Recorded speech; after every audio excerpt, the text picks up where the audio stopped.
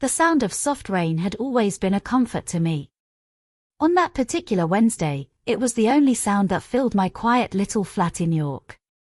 The kettle had just clicked off, and the scent of chamomile floated through the room as I settled onto the settee, pulling my cardigan tighter around me. I wasn't expecting anything special in the post. A few bills, maybe a leaflet for the local yoga studio I kept meaning to try. But when I picked up the mail, one envelope felt different. Heavier. The paper was thick, expensive. My name was written in familiar handwriting, a little slanted, a little rushed, just like the way he used to scribble notes and leave them tucked into my books. I froze. I hadn't seen that handwriting in nearly 2 years. My heart began to thud in my chest. I knew what it was before I even opened it. An invitation. To Edward's wedding. My hands trembled as I tore the flap open, the thick card inside confirming what I already knew deep down. He was marrying her. Amelia. I stared at the words printed in gold. You are cordially invited to celebrate the wedding of Edward James Hughes and Amelia Grace Whittaker. St. Mary's Church, followed by a reception at the Oakmere Country Estate. I could almost hear their laughter echoing through those halls already. I imagined her in a delicate lace dress, Edward smiling down at her the way he once looked at me. My chest tightened. I placed the card on the table and sat very still. For a few long minutes, I just let the silence grow thick around me. The truth is, I had spent the better part of the last 2 years pretending I was fine. Smiling at friends, going on awkward dates, telling everyone I had moved on. I even half believed it myself. But this made everything real. Final. I thought I had prepared myself for this day. I hadn't. My mind drifted back to the last night I saw him. He had stood at the doorway, his suitcase only half-zipped, filled with clothes he didn't plan on wearing again. He didn't cry. Neither did I. But his eyes were red, and his voice cracked when he said, I just need something else, Bella. Something different. He never said it was someone else. Now I knew better. And yet, as I stared at that invitation, I didn't feel anger. Not exactly. What I felt was a slow, burning ache. A sense of unfinished business. There was something he didn't know. Something I had kept buried, locked away for my own sanity. But now I wasn't sure why I had kept it hidden. That evening, when the sky had darkened and the streets were still wet from the rain, I sat at my desk. I pulled out the pale blue stationery I hadn't used in years. It had been a gift from Edward, ironically, back when he said I should write more because he loved the way my words felt. And so I wrote. It wasn't bitter. I didn't blame him. I didn't beg. But I told him what he never knew. What I never dared to say. It was a truth that would unravel the perfect life he was trying to build. When I finished, I folded the letter carefully, tucked it into an envelope, and wrote his name. No return address. No explanations. The next morning, I walked to the postbox. My fingers hovered for a second, then I let the envelope slip through the slot. And just like that, I had sent a truth that couldn't be undone. Whatever happened next, I had no control over. But I knew one thing for certain. Edward's perfect little world was about to crack. The morning after I posted the letter, the sun had the audacity to shine. The skies over York were unusually clear, and everything looked normal. It felt almost insulting. As if the world didn't know what I'd just done. I walked through the city centre with a paper cup of coffee warming my hands.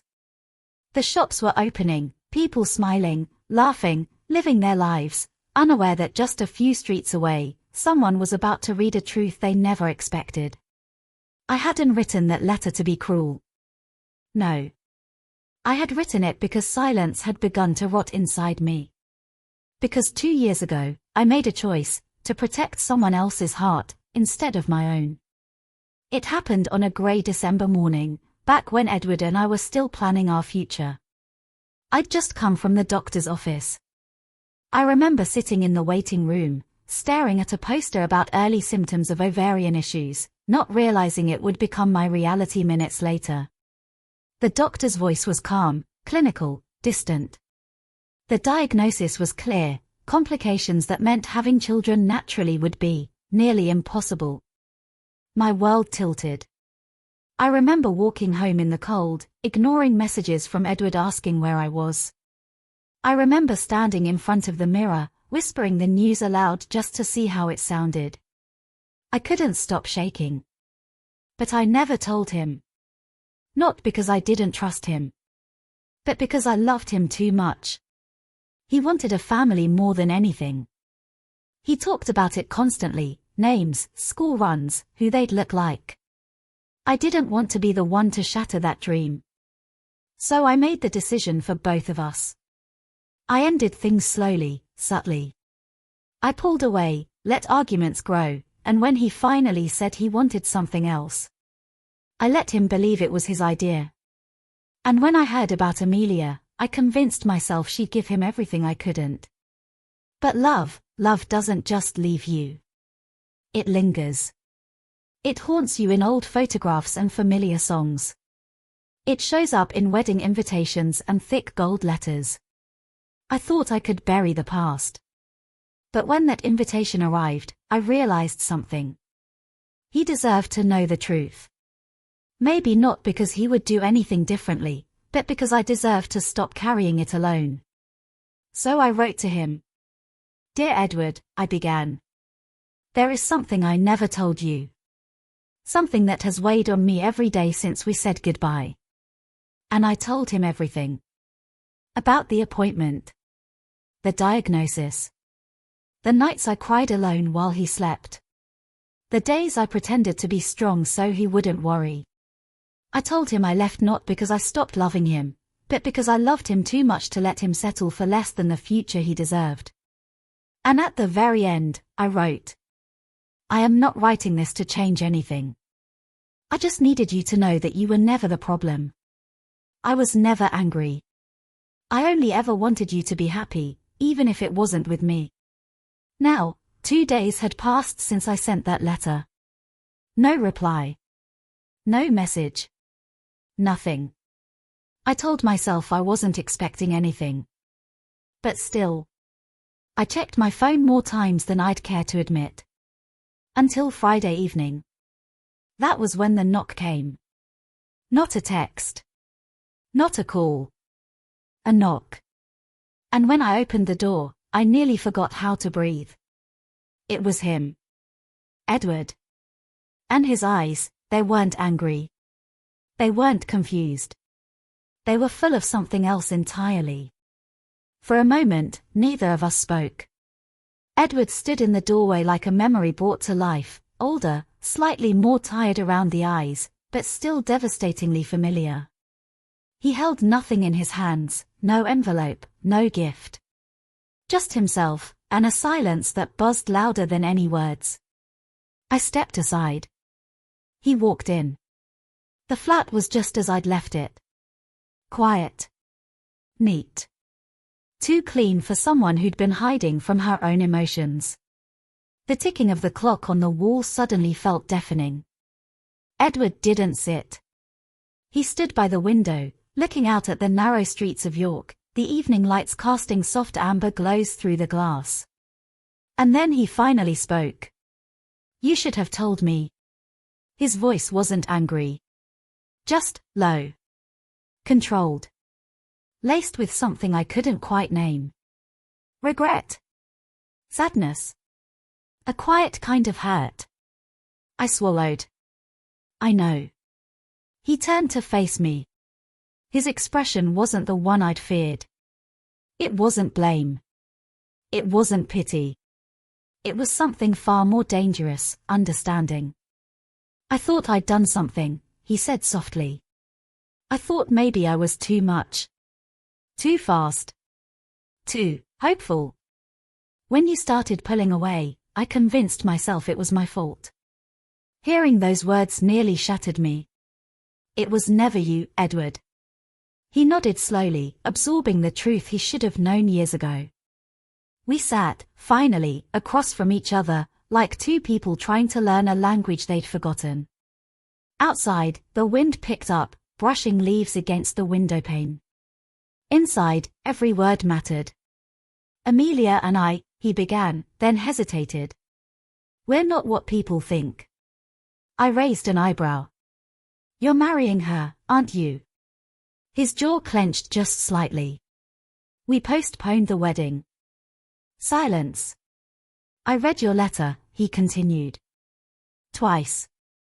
The first time, I thought it had to be a joke. Or a test. The second time, I realized how much pain you've been carrying. Alone. I didn't want to burden you. He gave a humorless laugh. You think I wouldn't have stood by you? Bella, I would have married you that same day if you'd asked. That made my breath catch. I hadn't expected that, not after everything. Not after Amelia. I left because I wanted you to be happy. But happiness isn't just a child, Bella. It's you. It's us. Or at least, it was. Those words settled heavily between us. I looked at him closely now. His eyes were tired, yes, but also awake. Like something had shifted. The man in front of me wasn't the boy I'd walked away from. He'd grown. We both had. So why are you here? I asked finally, unable to hide the tremor in my voice. He looked straight at me. Because I needed to see your face when I said this. I never stopped loving you. And if there's even the smallest chance we could try again, I had to come. And just like that, my heart cracked open. Years of pain, of silence, of pretending I was fine, all of it swirled in that one moment. But I couldn't answer him. Not yet. Because despite everything he'd just said, there was still one truth he didn't know. And it was the one that could change everything. The moment Edward left, the flat seemed to shrink. The echo of his words lingered in the room like perfume, sweet, haunting, and impossible to ignore. I sat on the edge of the sofa, staring at the door as if he might walk back in. But he didn't. He needed time. And so did I. Yet my heart raced, not from the encounter, but from what came next. Because now, I had to face the truth I'd never dared speak aloud. I rose from the sofa, walked to the small chest tucked under the bay window, and pulled out an envelope. It was thick, worn from years of being opened and read, then carefully tucked away. Inside was the medical letter I'd received after the last round of tests. The final confirmation. I was not the reason we couldn't have children. It had been Thomas all along. His low count. His condition. The doctor's words had been clinical, but they carried a weight I would never forget. He'd known. He had cried in the car. He had begged me not to tell anyone. Not his parents. Not Edward. No one. And I had kept that secret. For love. For loyalty. For the man who, in the end, used my silence to paint me as the one who was broken. I held the letter now, and it felt like it burned through my fingers. It wasn't just about Edward anymore. It was about me. My dignity. My truth. For so long, I'd let the world think I was the barren one. Friends pitied me. His family whispered behind closed doors. And I let it happen, because exposing Thomas would have meant destroying him. But now, I wasn't sure he deserved my silence anymore. A knock on the door snapped me back to the present. I tucked the letter behind a book on the shelf and crossed the flat. I opened the door, and froze. Sophie Langley stood there. Her hair was tied in a neat bun, her coat immaculate.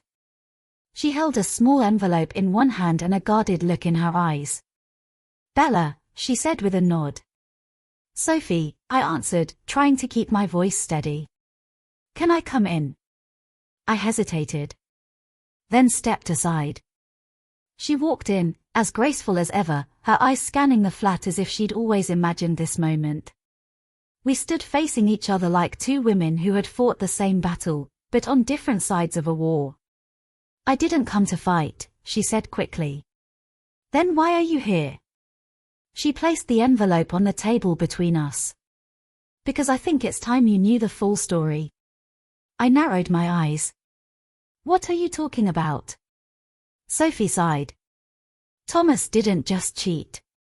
He manipulated all of us. He lied, to you, to me, to Edward. He played us against each other." I blinked. "You expect me to believe you were a victim?" She flinched, then nodded. "I deserve that. But I loved him, Bella. And he made me believe you were the one standing in our way. He told me things that now, I'm not even sure were true."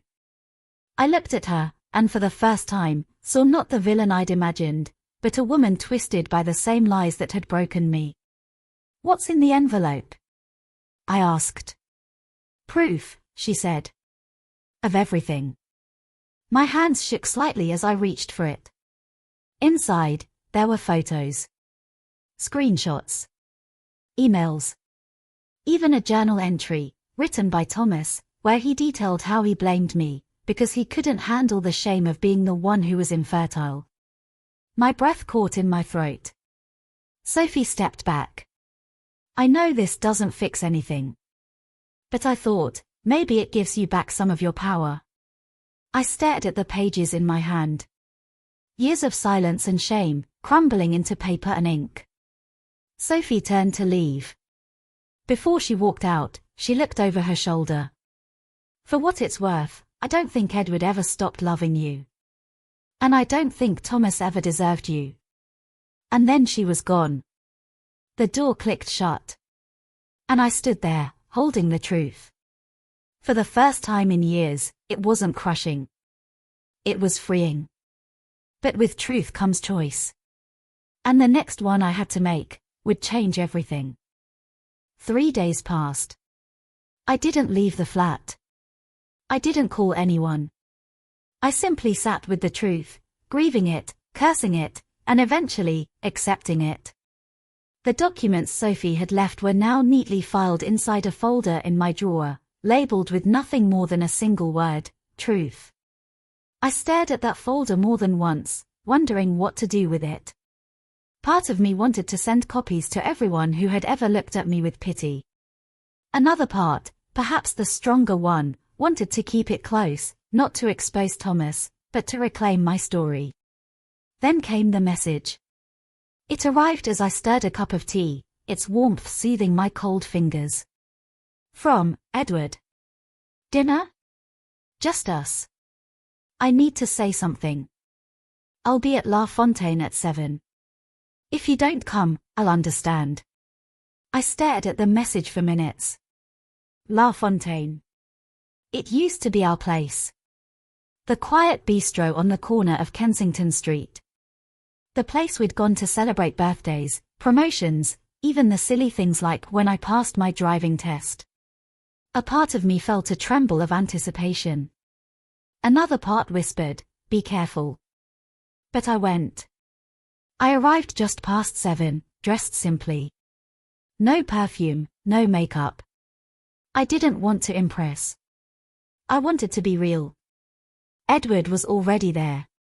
He stood when he saw me, his expression soft but cautious. "Bella," he breathed, as if my name had weight. I gave a small nod and Saturday.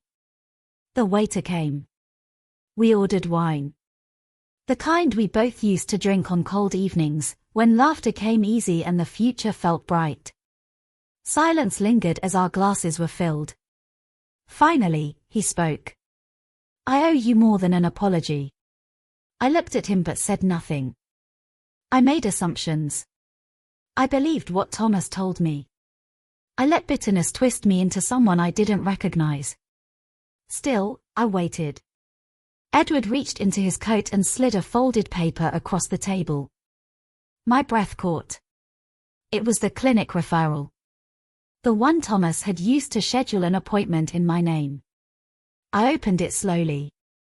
My name, Bella Whitmore. But the accompanying blood work and scans, they didn't match mine. Edward continued, I went to the clinic.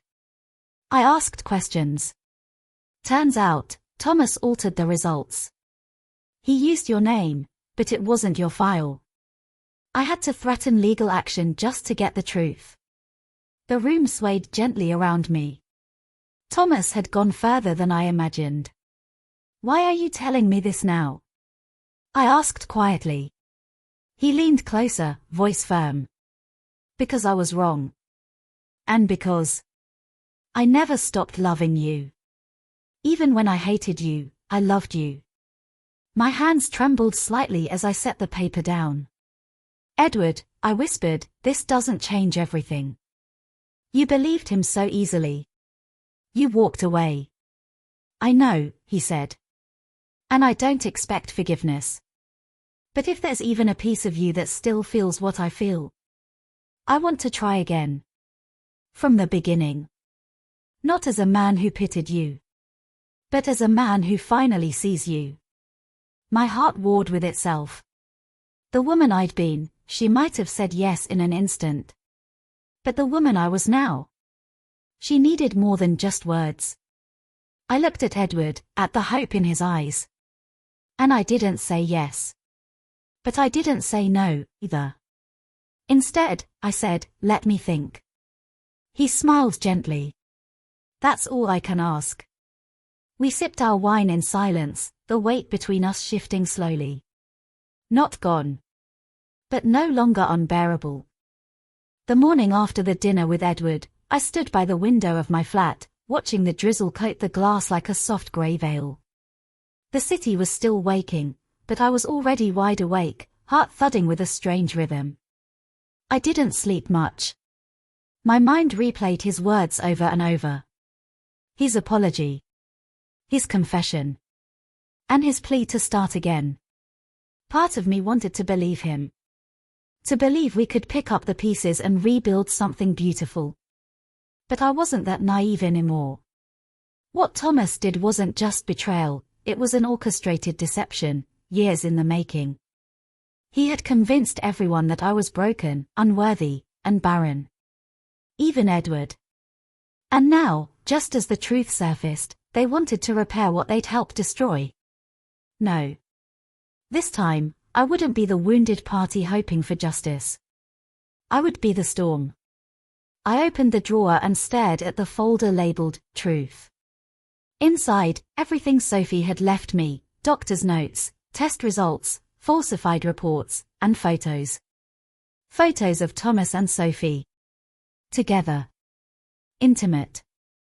In the villa in Spain he told me he was selling. I traced the edge of one photo with my fingertip. Sophie hadn't just been a mistress. She had been the architect of the lie. But she had also been the leak. And that meant she had a crack in her armor. I picked up my phone and called the only person who would understand why I needed to take this further. Beatrice. She answered on the second ring. Bella. Can you meet me? I need your help. Within an hour, we were in her office in Chelsea, tucked away in the back room of her design studio. The same place where we'd once dreamed of launching a brand together, before marriage and men shifted our paths. Beatrice brewed 2 cups of coffee and sat across from me. I knew something was off that day in the garden, she said, before I even began. The way Sophie looked at you. The way Thomas snapped. I laid everything out, literally. Papers, photos, the fake results. Her expression darkened with every page. You could destroy him with this, she whispered. I know, I replied, calm. But not like this. Not yet. Her eyes narrowed. Then how? I took a deep breath and met her gaze. I want him to fall. But not because I handed someone a folder. I want him to watch it happen. I want him to lose everything, just like I did. Slowly. Quietly. Until he's left with nothing but the truth he tried so hard to bury. Beatrice leaned back in her chair, lips curling into the faintest smile. I've missed this version of you, she said. The sharp one. She never left, I said. She just needed a reason. We spent the next 2 hours building a plan. Step by step. I would play the grieving wife for just a little longer. Let Thomas believe I was too broken to fight back. Meanwhile, we would gather allies, contacts, connections, the very people he'd used to ruin me. Edward would be the final piece. If he truly wanted redemption, he'd help me from within. Quietly. Legally. And if he didn't, well, I'd do it alone. As Beatrice and I parted ways that evening, the rain had stopped, and a cold wind had begun to clear the clouds. It felt fitting. Because I no longer felt clouded. I no longer felt small. For the first time in years, I felt power stirring in my bones. Not vengeance. Just justice. And this time, it would wear my name.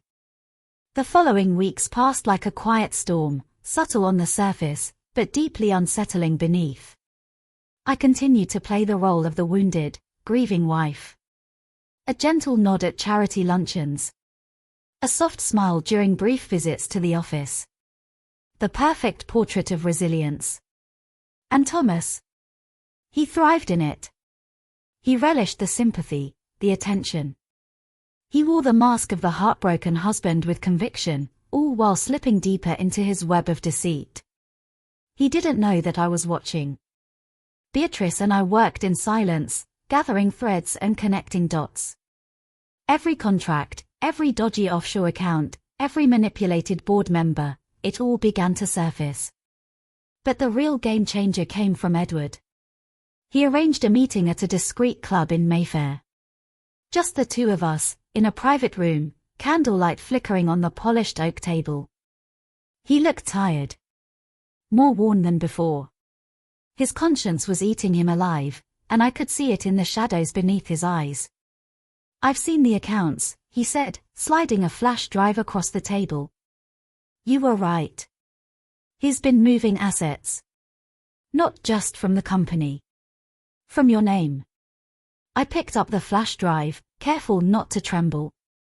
He's preparing for something, Edward added. Something big. He's trying to insulate himself. I leaned forward. Then we won't let him. Back in my flat, I opened the files. Hidden trusts. Secret purchases. Even a shadow company in Ireland under Sophie's maiden name. It was worse than I thought. Thomas wasn't just erasing me. He was building a future where I never existed. That's when the ache inside me turned to cold fire. I had to act quickly. The first blow came through the shareholders. Beatrice introduced me to a seasoned investor named Charles Langdon, a sharp-witted man with no love for men like Thomas. With his help, we began slowly shifting influence within the board. Quiet meetings. Whispered conversations. Subtle questions about recent expenses. Thomas noticed. He called me the next morning. Bella, we need to talk, he said, voice tinged with unease. Of course, I replied sweetly. How about lunch tomorrow? He agreed. Too quickly. We met at the Ivy. He wore his usual charm like a tailored coat, but I could see the cracks. The slight twitch in his left eye. The nervous glance at his phone. I've heard, rumors, he said as he stirred his espresso. That you've been speaking with investors. Only socially, I replied, sipping my tea. You know how people talk. His jaw tightened. I just want to ensure you're not acting out of spite. I set down my cup slowly. No, Thomas. Not spite. Self-preservation. He didn't respond. Just stared at me, trying to read the woman sitting across from him. He couldn't. Because I wasn't the Bella he once knew. I was the woman who had nothing left to lose, and everything to expose. By the time I left the restaurant, my phone vibrated with a message from Beatrice. It's working. 3 board members just confirmed their doubts. We were close. Very close. And Thomas? He had no idea that his carefully constructed world was about to come crashing down, not from an outside scandal, but from the woman he thought he had destroyed.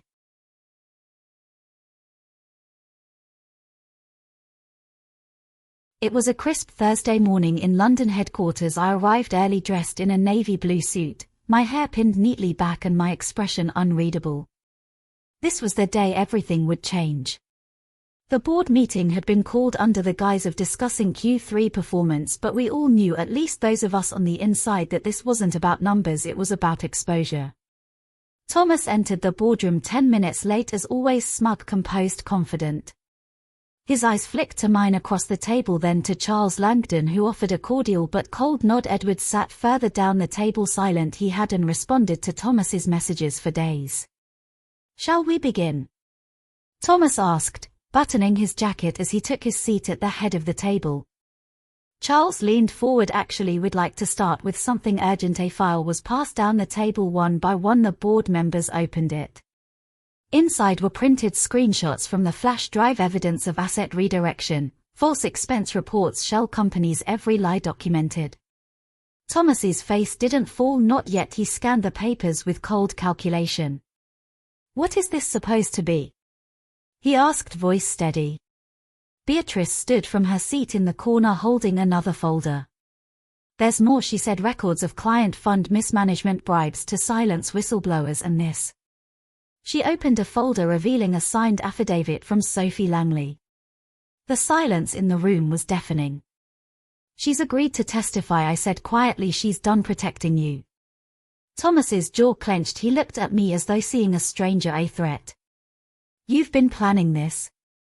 I nodded. "Since the day you blamed me." One of the board members, an older woman named Lillian Harrow, cleared her throat. "Mr. Whitmore, the evidence presented today is not only damning, it's criminal. Effective immediately, we are suspending you as CEO pending further investigation." He stood up. "You can't do this." "You did this," I replied. Security entered the room on cue. Thomas looked around, waiting for someone to defend him, but no one moved. Not Edward, not Charles, not even the interns outside the glass doors. As they escorted him out, he turned to me one last time. "You've destroyed me." I met his gaze without flinching. "No, Thomas, you did that all by yourself." The board adjourned, and just like that, the man who once held my life in his hands was gone. It wasn't over yet, not legally, not publicly, but the power had shifted, the truth had surfaced. Later that evening I stood on the rooftop terrace of the building, the London skyline stretching endlessly before me. The air was cold, but I felt warm. Edward joined me quietly. "You were brilliant." "No," I said with a tired smile. "I was just done being silent." He offered me a glass of champagne to new beginnings. I looked at the glittering city and nodded to freedom. And in that moment, for the first time in years, I truly believed it.